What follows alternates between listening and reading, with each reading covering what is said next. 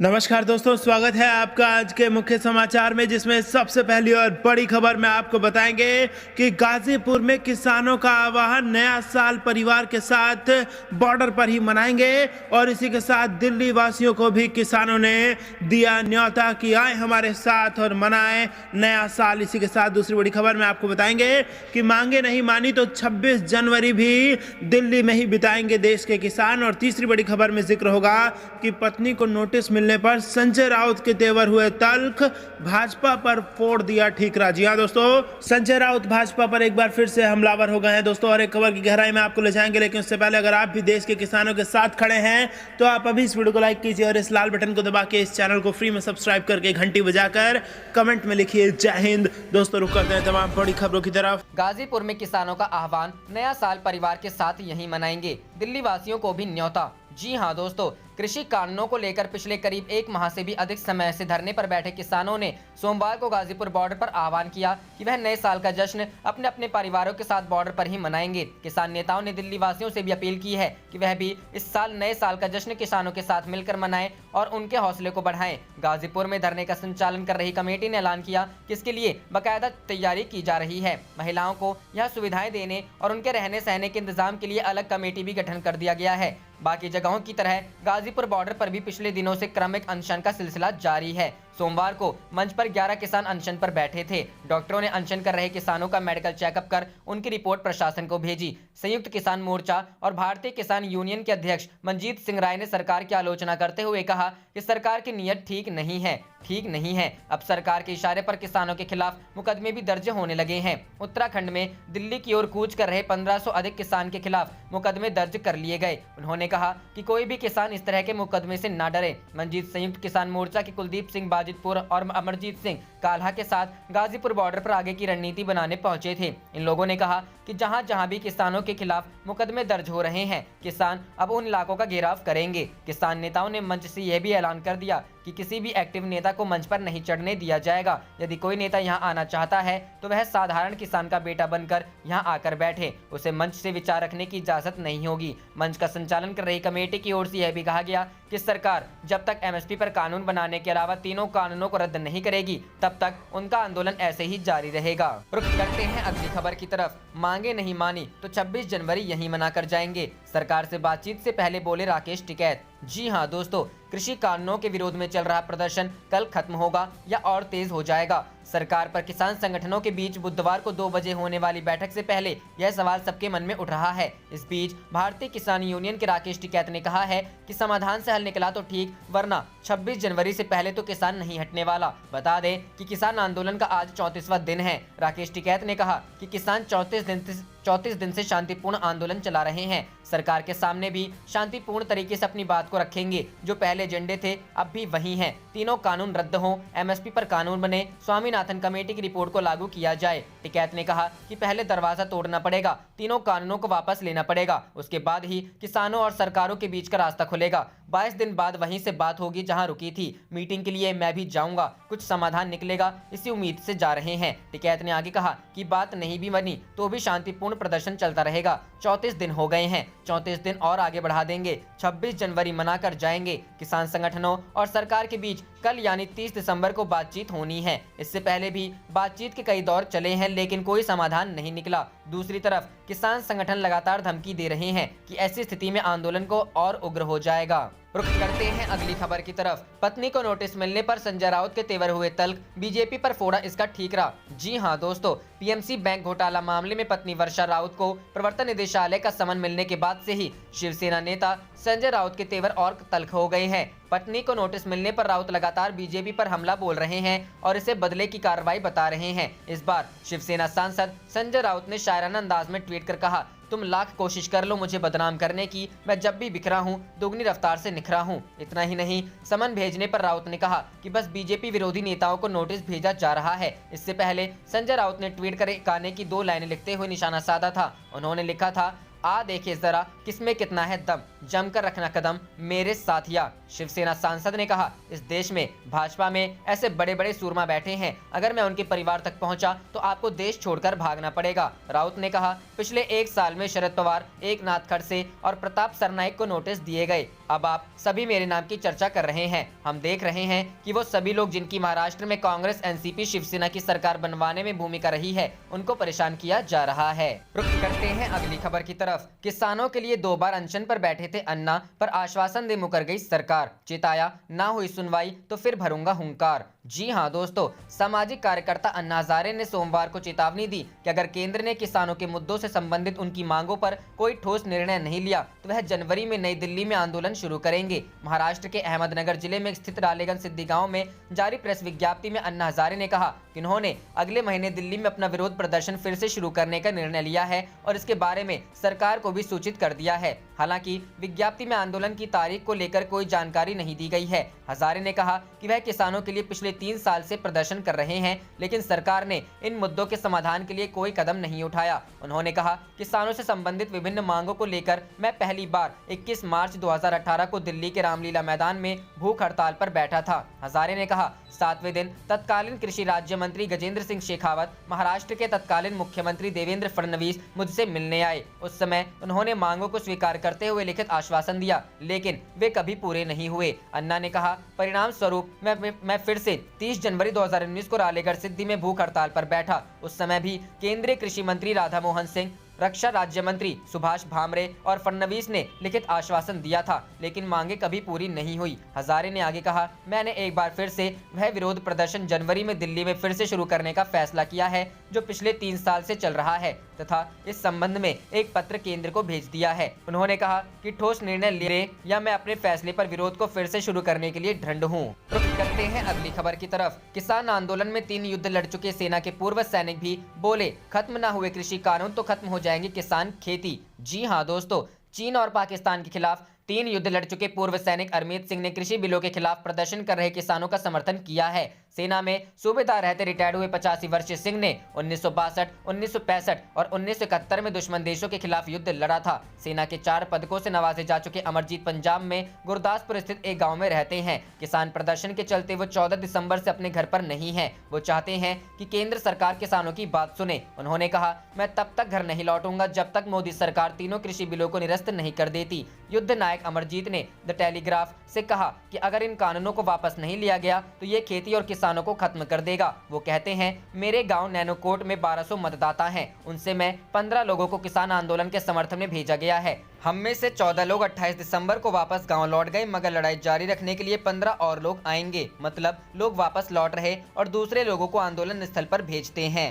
करते हैं अगली खबर की तरफ। निकाय चुनावों में बीजेपी की बुरी हार, 5 से 6 जिलाध्यक्षों की हो सकती है छुट्टी। जी हां दोस्तों, प्रदेश के 50 स्थानीय निकाय चुनावों के परिणाम के बाद अब बीजेपी आत्ममंथन के दौर में आ गई है। पंचायती राज चुनावों में तो बीजेपी ने विपक्ष में रहते हुए भी अपनी कामयाबी का परचम लहराया था, लेकिन निकाय चुनाव में तो लगभग आधा दर्जन जिलों से उसका पूरी तरह से सफाया हो गया है। अब पार्टी हारने वाले जिलों से जमीनी हकीकत की रिपोर्ट मंगवा रही है। इस हार में गुटबाजी और पार्टी विरोधी गतिविधियों के संकेत मिल रहे हैं। बीजेपी अब उसकी तह में जाने की कोशिश कर रही है। संकेतों की हकीकत सामने आने पर इन गतिविधियों में शामिल रहने वाले पदाधिकारियों पर गाज गिर सकती है। बताया जा रहा है कि करीब 5 जिलाध्यक्षों समेत इनके जिला प्रभारियों और संभाग प्रभारियों की भी छुट्टी हो सकती है। बूथ जीता चुनाव जीता का नारा देने वाली बीजेपी पिछले दिनों 12 जिलों के 50 निकाय में हुए चुनावों के परिणामों में औंधे मुंह गिरी है। इन चुनाव परिणामों ने पार्टी को बैकफुट पर ला दिया है। पूर्वी राजस्थान के लगभग 32 निकायों में बीजेपी को शिकस्त का सामना करना पड़ा है। इनमें दौसा, सवाई माधोपुर, धौलपुर, भरतपुर,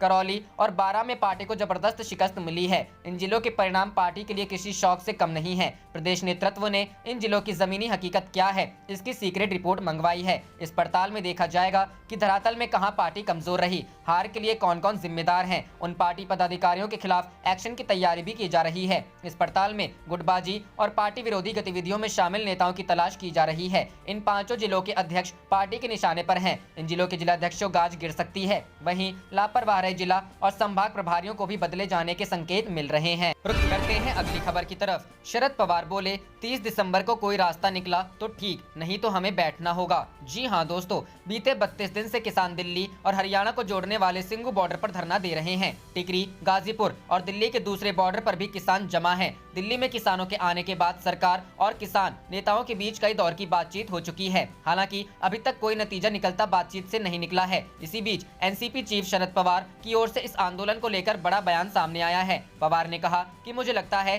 कि सरकार को इस पूरे आंदोलन को गंभीरता से लेना चाहिए, बातचीत और उससे हल निकालने की कोशिश होनी चाहिए, वरना यह देश के लिए ठीक नहीं होगा। एनसीपी प्रमुख शरद पवार ने किसान आंदोलन का समर्थन करते हुए एक बार फिर केंद्र सरकार को आड़े हाथों लिया। एनसीपी चीफ ने कहा कि मुझे लगता है कि सरकार को इस पूरे आंदोलन को गंभीरता से लेना चाहिए, बातचीत और उससे हल निकालने की कोशिश होनी चाहिए। मैंने सुना है कि वहाँ करीब 5 किसान अब तक सुसाइड कर चुके हैं। अगर इस तरह के हालात बन रहते हैं तो यह देश के लिए सही नहीं होगा। शरद पवार ने कहा कि 30 दिसंबर को सरकार और किसानों की मीटिंग में क्या होता है वह हम देखेंगे। कोई रास्ता निकला तो खुशी होगी, नहीं निकला तो हमें बैठना होगा और सोचना होगा। किसान अपनी मांगों पर अड़े हुए हैं, जबकि सरकार की तरफ से बातचीत की पहल कई बार हुई है। शरद पवार इससे पहले भी किसान आंदोलन को लेकर सरकार पर हमला बोल चुके हैं। शरद पवार ने कहा कि अगर किसान आंदोलन का जल्द से जल्द समाधान नहीं निकला गया तो ये आंदोलन देशव्यापी हो सकता है। देश भर के किसान भी पंजाब और हरियाणा के किसानों के साथ जुड़ेंगे, जिससे सरकार को ही परेशानी होगी। उधर केंद्र सरकार के नए कृषि कानूनों के खिलाफ किसानों के विरोध प्रदर्शन के बीच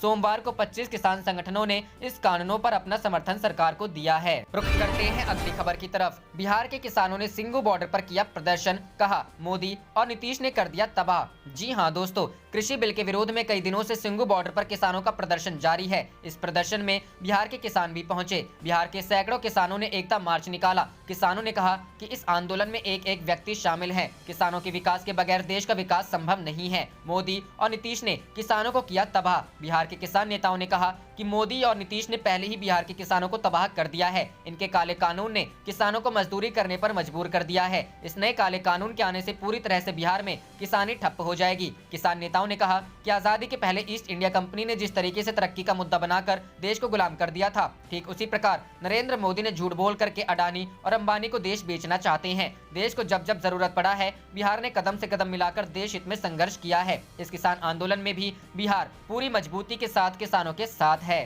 रुक करते हैं अगली खबर की तरफ। पीएमसी बैंक घोटाले में पत्नी को ईडी के नोटिस पर बोले संजय राउत, मेरी फाइल में भी 121 भाजपा नेताओं के नाम। जी हां दोस्तों, शिवसेना के प्रवक्ता और सांसद संजय राउत ने पत्नी वर्षा राउत को प्रवर्तन निदेशालय की ओर से मिले नोटिस को राजनीति से प्रेरित बताया है। सोमवार को संजय राउत ने कहा कि ये नोटिस कागज के टुकड़ों से ज्यादा कुछ नहीं है। ईडी ने कुछ कागजात मांगे थे और हमने उन्हें समय पर जमा कर दिया है। उन्होंने कहा कि मेरी पत्नी एक घरेलू महिला है, ना उनका राजनीति से कुछ लेना देना है और ना ही किसी सरकार से। उनको निशाना बनाना एक कायराना हरकत है। ये सिर्फ हमें डराने की कोशिश है, जिसमें भाजपा कामयाब नहीं होगी। राउत ने यह भी कहा कि उनके पास भी भाजपा के 121 नेताओं की लिस्ट है। भाजपा में ऐसे सूरमा बैठे हैं, अगर मैं उनके परिवार तक पहुंचा तो आपको देश छोड़कर भागना पड़ेगा। राउत ने कहा ये सब राजनीति से प्रेरित है। 10 साल पुराना एक केस ईडी ने निकाला है। हम मिडिल क्लास लोग हैं। मेरी पत्नी एक शिक्षिका है। उसने अपने दोस्त से 10 साल पहले 50 लाख का कर्जा लिया था। इसमें ईडी और भाजपा को क्या तकलीफ है? मेरे पास 1 साल से बीजेपी के परिवार से कुछ लोग आ रहे हैं। वो बार बार मुझे ये कहने की कोशिश करते हैं कि सरकार हम किसी भी हालत में गिराने वाले हैं, क्योंकि हमारे पास केंद्र की सत्ता है, ईडी, सीबीआई और इनकम टैक्स है। संजय राउत ने कहा पिछले 1 साल में शरद पवार, एकनाथ खड़से और प्रताप सरनाइक लगातार केंद्रीय एजेंसियों के निशाने पर रहे हैं। अब मेरे परिवार को टारगेट किया गया है। हम देख रहे हैं कि वो सभी लोग जिनकी महाराष्ट्र में कांग्रेस, एनसीपी, शिवसेना की सरकार बनवाने में भूमिका रही है, उनको परेशान किया जा रहा है। बता दें कि शिवसेना सांसद संजय राउत की पत्नी वर्षा राउत को प्रवर्तन निदेशालय ने समन भेजा है। संजय राउत की पत्नी को 29 दिसंबर को पूछताछ के लिए बुलाया है। ये समन उन्हें पीएमसी बैंक घोटाला मामले में पूछताछ के लिए भेजा गया है। ईडी की ओर से कहा गया है कि इसके पहले 2 समन उनको भेजे जा चुके हैं, लेकिन वर्षा राउत स्वास्थ्य कारणों का हवाला देते हुए ईडी के समक्ष पेश नहीं हुई। इसके पहले शिवसेना नेता प्रताप सरनाइक के घर पर भी एनफोर्समेंट डायरेक्टरेट की टीम ने छापेमारी की थी। सरनाइक और उनके परिवार से मनी लॉन्ड्रिंग मामले पूछताछ की जा चुकी है। ईडी राष्ट्रवादी कांग्रेस पार्टी के मुखिया और पूर्व केंद्रीय मंत्री शरद पवार को भी नोटिस भेज चुकी है। रुक करते हैं अगली खबर की तरफ। अंबानी अडानी के बाद अब रामदेव के उत्पादों का भी करेंगे बायकॉट। भारतीय किसान यूनियन हरियाणा अध्यक्ष का ऐलान। जी हां दोस्तों, कृषि कानूनों का विरोध कर रहे किसान अंबानी अडानी के बाद अब पतंजलि के उत्पादों का भी बहिष्कार करेंगे। भाकियू की हरियाणा इकाई के अध्यक्ष गुरनाम सिंह ने कहा कि पतंजलि के उत्पादों का भी बहिष्कार किया जाना चाहिए। उन्होंने कहा कि हमने पतंजलि के उत्पादों का बहिष्कार करने का फैसला किया है। हालांकि बहिष्कार के मामले में किसी से भी जबरदस्ती नहीं की जाएगी। इससे पहले हरियाणा में भाकियू नेता ने टोल प्लाजा को फ्री कर दिया था। रोहतक में मीडिया से बातचीत में उन्होंने कहा कि हम बीजेपी के नेताओं का भी बहिष्कार करेंगे। उन्होंने कहा कि भाजपा नेता प्रदेश में जहां भी यात्रा करेंगे उनका बहिष्कार किया जाएगा। किसानों का कहना है कि जब तक केंद्र द्वारा लाए गए कृषि कानून वापस नहीं हो जाते, बहिष्कार और विरोध का यह सिलसिला जारी रहेगा। मंगलवार को किसानों की सरकार से एक बार फिर बातचीत होनी है। किसानों का कहना है कि हमारी आगे की रणनीति सरकार के साथ इसी बातचीत पर टिकी रहेगी। भाकियू के गुरनाम सिंह ने बाबा रामदेव पर हमला बोलते हुए कहा कि आज की तारीख में रामदेव स्वदेशी का नारा देकर खुद बड़े कॉर्पोरेट हो गए हैं। भारत सरकार ने जिस तरह से रामदेव और पतंजलि को टैक्स के मामले में छूट दी, इससे वे देश के अमीर लोगों में शामिल हो गए हैं। उन्होंने कहा कि राज्य में पंचायत स्तर पर भी उसी नेता का समर्थन किया जाए जो कि किसानों के साथ हो। गुरनाम सिंह ने राज्य सरकार पर हमला बोलते हुए कहा कि केंद्र और राज्य की सरकार मिलकर किसानों के बीच फूट डालने का काम कर रही है। उन्होंने पीएम मोदी के मन की बात कार्यक्रम का भी विरोध किया। गुरनाम सिंह ने कहा कि अगर केंद्र सरकार ने किसानों की बात नहीं मानी तो किसान 26 जनवरी को लाल किले पर तिरंगा फहराएंगे।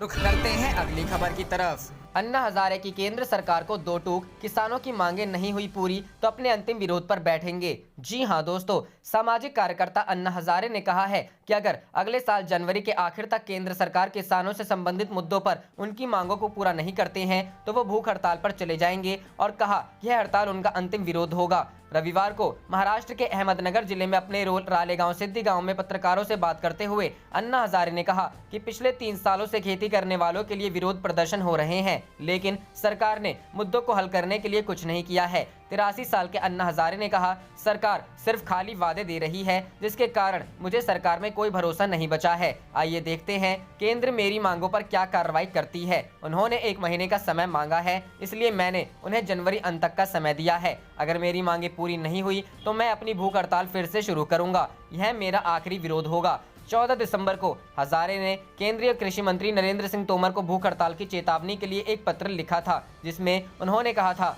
यदि MS स्वामीनाथन समिति की सिफारिशों को लागू करने और कृषि लागत और मूल्य आयोग को स्वायत्तता प्रदान करने जैसी उनकी मांगों को स्वीकार नहीं किया गया तो भूख हड़ताल पर चले जाएंगे। भाजपा के वरिष्ठ नेता और भाजपा और महाराष्ट्र विधानसभा के पूर्व अध्यक्ष हरिभाऊ बागड़े ने हाल ही में हजारे से मुलाकात कर उन्हें केंद्र द्वारा पेश किए गए 3 कृषि कानूनों की जानकारी दी थी। बता दें कि कृषि कानूनों को निरस्त करने की मांग को लेकर किसान संगठनों द्वारा बुलाए गए भारत बंद के समर्थन में भी अन्ना हजारे ने 8 दिसंबर को उपवास रखा था। रुख करते हैं अगली खबर की तरफ। किसानों की आवाज सुने और तीनों कानूनों को वापस ले सरकार। प्रियंका। जी हां दोस्तों, कांग्रेस महासचिव प्रियंका गांधी वाड्रा ने किसानों के आंदोलन की पृष्ठभूमि में सोमवार को केंद्र सरकार एवं भाजपा पर निशाना साधा और कहा कि सरकार को अन्नदाताओं की आवाज सुननी चाहिए और तीनों कृषि कानूनों को वापस लेना चाहिए। पार्टी के स्थापना दिवस पर आयोजित ध्वजारोहण कार्यक्रम में शामिल होने के बाद प्रियंका ने संवाददाताओं से कहा सरकार को किसानों की आवाज सुननी चाहिए। यह कहना एकदम गलत है। यह आंदोलन राजनीतिक साजिश है। जिस तरह के शब्द ये किसानों के लिए इस्तेमाल कर रहे हैं वो पाप है। किसान का बेटा सीमा पर खड़ा है, किसान देश का अन्नदाता है। उन्होंने इस बात पर जोर दिया सरकार किसानों के प्रति जवाबदेह है। किसानों से बातचीत करनी चाहिए, उनकी आवाज सुननी चाहिए और कानूनों को वापस लेना चाहिए। इससे पहले भाजपा अध्यक्ष JP नड्डा ने रविवार को पूर्व कांग्रेस अध्यक्ष राहुल गांधी के लोकसभा में दिए गए एक भाषण का पुराना वीडियो साझा किया और आरोप लगाया कि 3 कृषि कानूनों के खिलाफ चल रहे आंदोलन पर वह राजनीति कर रहे हैं। 1 मिनट और 7 सेकंड के इस वीडियो में राहुल गांधी किसानों को बिचौलियों से बचाने के लिए उन्हें उत्पादों को सीधे कारखानों में बेचने की आवश्यकता की पैरवी करते दिख रहे हैं। रुख करते हैं अगली खबर की तरफ। केजरीवाल ने ट्वीट कर योगी आदित्यनाथ पर बोला हमला, सरकारी स्कूल के मुद्दे पर दी चुनौती। जी हां दोस्तों, सरकारी स्कूलों के मुद्दे पर दिल्ली और यूपी की सरकारों के बीच छिड़ा विवाद तूल पकड़ता जा रहा है। अब दिल्ली के सीएम अरविंद केजरीवाल ने यूपी के मुख्यमंत्री योगी आदित्यनाथ को ट्वीट कर दिल्ली आकर स्कूल देखने की चुनौती दी है। कहा है कि भले ही यूपी में सरकारी स्कूलों को देखने और फोटो खींचने पर रोक लगाई गई है, लेकिन दिल्ली में ऐसा नहीं है। आप जिस स्कूल को चाहे देख सकते हैं। इसके साथ ही केजरीवाल ने अमर उजाला की उस खबर को ट्वीट किया है जिसमें आप विधायक ने यूपी के बेसिक शिक्षा मंत्री सतीश द्विवेदी को चुनौती दी थी। आप विधायक अखिलेश पशुपति त्रिपाठी ने 25 दिसंबर को पत्रकार वार्ता करने के बाद सिद्धार्थनगर शहर के प्राथमिक स्कूल बेलसड़ का निरीक्षण किया था। इसके बाद विधायक ने कहा था कि यूपी के मंत्रियों ने दिल्ली के उप मुख्यमंत्री आप मनीष सिसोदिया को चुनौती दी थी, जिसे स्वीकार कर वह लखनऊ पहुंचे थे, लेकिन पुलिस ने उन्हें सरकारी स्कूल का निरीक्षण नहीं करने दिया। उन्होंने प्रदेश के बेसिक शिक्षा मंत्री और सिद्धार्थनगर से विधायक सतीश त्रिवेदी को चुनौती भी दी थी। इस बीच जिले के बीएसए राजेंद्र सिंह की ओर से किसी अनधिकृत व्यक्ति द्वारा सरकारी स्कूलों के निरीक्षण और फोटो खींचने पर रोक लगाने की खबरें चर्चा में आ गई। इस मुद्दे पर दिल्ली के सीएम ने यूपी सरकार पर हमला बोला है। कहा है कि दिल्ली में इस तरह की रोक नहीं लगाई गई है, यहाँ कोई भी स्कूलों को देख सकता है। साथ ही केजरीवाल ने अमर उजाला की खबर को भी ट्वीट किया है।